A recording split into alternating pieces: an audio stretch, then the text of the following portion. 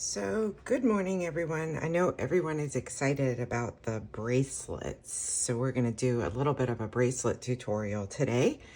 We're going to start with some sort of basic cuffs here, and then in the file, you'll see some that have some scalloped edges. Sorry, moving my hands around too much. Some scalloped edges like this.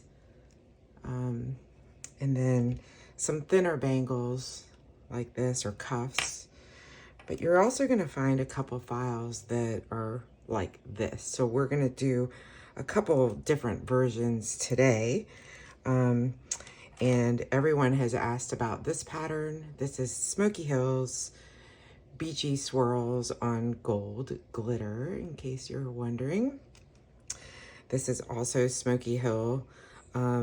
Can't remember exactly the name of the pattern, but it's pink swirls, I think, transparent on gold glitter. So you can see what that looks like here, okay? Now, I want to talk a little bit about the supplies that we need in order to do this. First, of course, you're going to need your heat gloves. You're also going to need your heat gun. My favorite is this Wagner that has a temperature control setting bar here.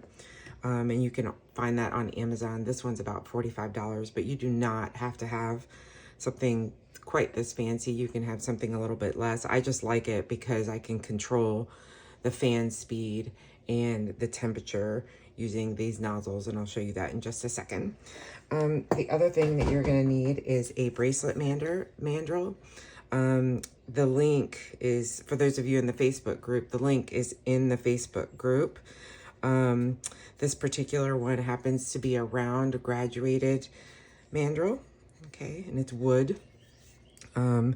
This particular one is more of an oval mandrel, also wood. I actually prefer the round though, so this is the one that I included in the link. You can also find steel mandrels, but they're super heavy, so I tend not to use those for this type of project. I use those out in the workshop when I'm actually working with a torch or something like that. But at any rate, today we're going to make 3 different bangles. They're super quick. You'll see a basic cuff like this, a cuff with a little bit more decor. Also, this is lace on gold glitter, white lace on gold glitter. And then this is a wedding floral on silver glitter, all from Smoky Hill. So you can see I've already made those here, but you can also see the templates that we're going to be using right here today. So we're going to start with the very basic bangle. The very first thing I'm going to do, of course, is put on my heat gloves. This one is about 6.25 inches long. And in the file that you get, you're going to get 2 sizes for this type of bangle, 6.25 and 6.75 if I remember right. And that should give you enough of a array for smaller wrists and larger wrists. So these are all 6.25, so you can see how they fit once they're on, okay? The ones that are shaped like this are actually resizable, no problem.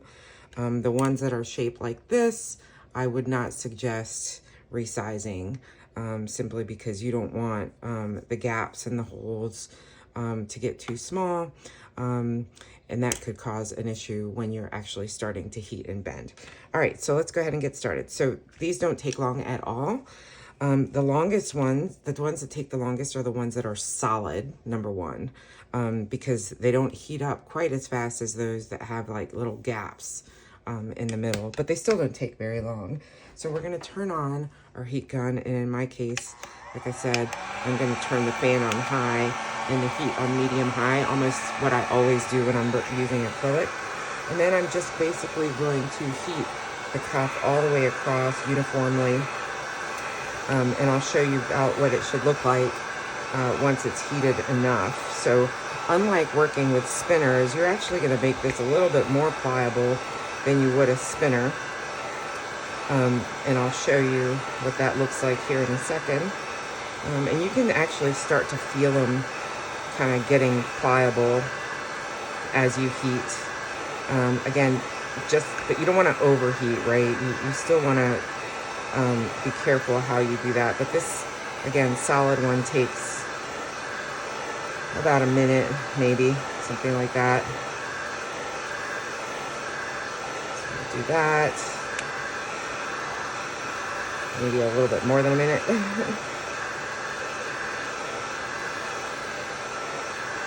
And you can use your thumb here like this to kind of get a feeling for when it's starting to get flexible enough.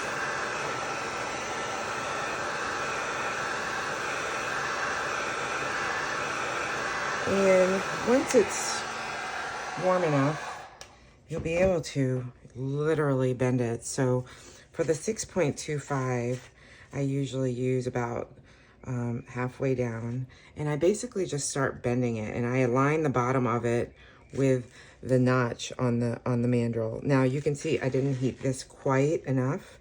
Okay, so you can go a little bit longer. And so what I usually do is I just keep it on the mandrel. You don't have to.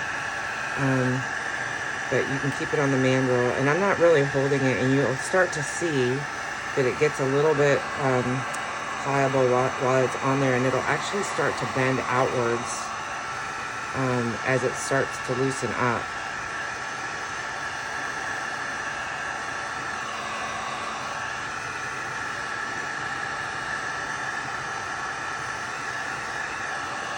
And you can see it there going.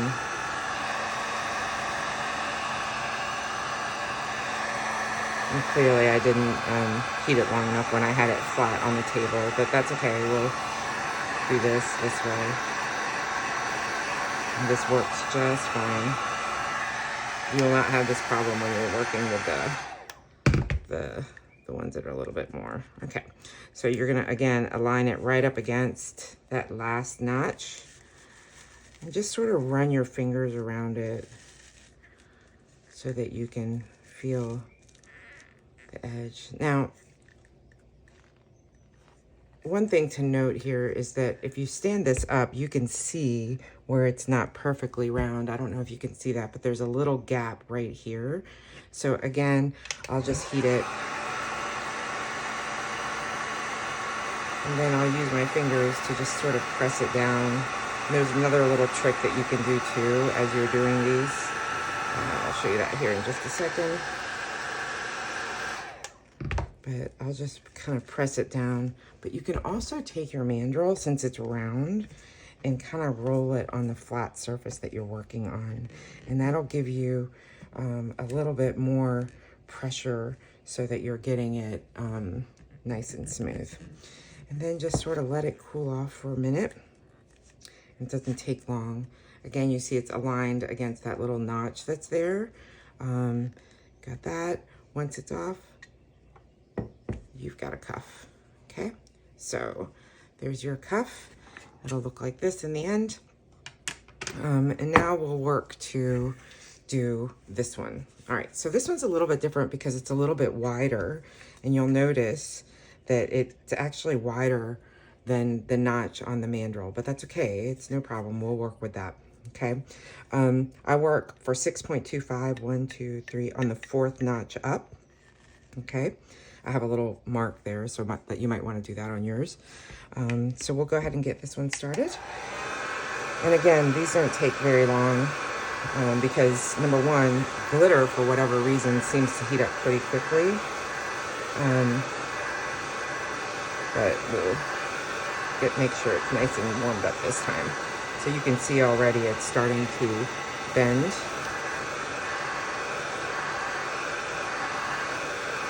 Keep it going. You can see now it's really starting to bend. And I like it to be nice and pliable, but I don't want it to be too pliable. All right, okay, so that one's done. All right, so there's your mandrel with my notch on it. There's this, and you can see it literally, you can almost stretch it in a way.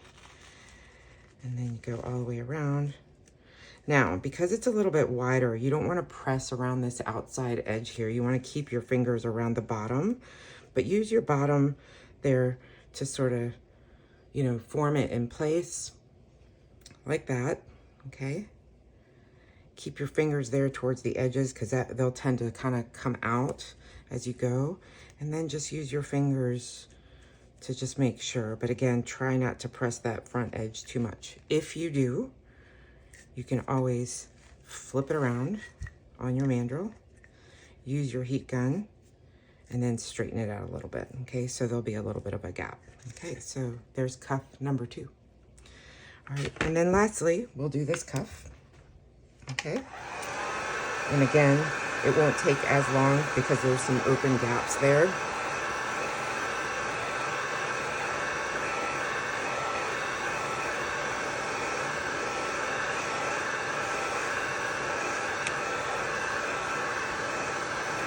And I like to use, like I said, this oven baking mat. I actually use it at Christmas when I'm making cookies, but I like to use this to protect the surface that I'm working on. And 9 times out of 10, I'm actually sitting on the floor as I'm doing this, so I just lay it on the floor, and that's it. And you can get those pretty much anywhere, Walmart, Amazon, whatever. Okay, again, it's super pliable. So we'll line it up against the edge, hold it there. And again, this one is wider, so you want to be careful up at the top. Run your finger around the bottom. Okay. And just sort of hold it there. And if you get any gaps, you know, like I said, you can flip it over. You can reheat it a little bit. And that's that. Okay, perfect. So there is your cuff, okay? You can see I had a little bit of a gap here, so we can put this back on the mandrel, reheat it, and then, reheat it, and then get rid of that gap just by smoothing it with your fingers. And that's it. So a lot of people, that's it. That's literally it.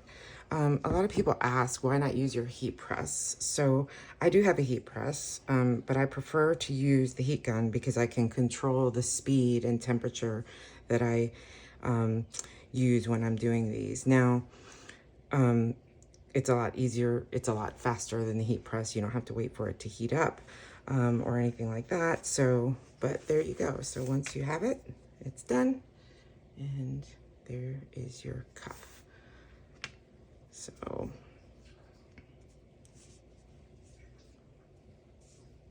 very nice. All right. Thanks, everyone.